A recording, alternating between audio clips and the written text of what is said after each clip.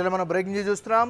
Kadapa deputy CM తమ్ముడు తమ ఆడపడుచుపై అసభ్యకరమైన వ్యాఖ్యలు చేశాడని, ఆడపడుచును అవమానించిన అతని నాలుక కోస్తారని టీడీపీ రాష్ట్ర ప్రధాన కార్యదర్శి బత్తుల చెంగల్ రాయుడు వార్నింగ్ ఇచ్చారు.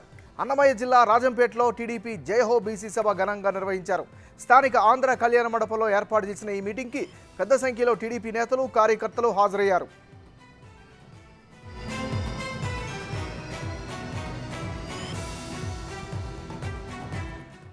రాజంపేటలో రిగ్గింగ్ చేస్తే వారి భరతం పడతామని, తాము గాజులు తొడుక్కునేలేమని ఘాటు వ్యాఖ్యలు చేశారు.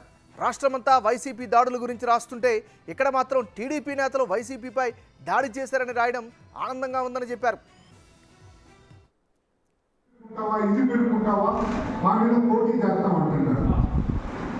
రాజంపేట కారుతో కూర్చుంటే ఏది చేస్తుందో మనకు తెలుసులేదు.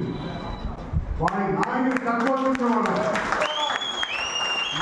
సపోర్ట్ వాడిని మళ్ళీ మాట్లాడకుండా ఆడబిడ్డని కూడా లేకుండా కడపలో ఆడబిడ్డని ఉద్దేశించి మాట్లాడతారా?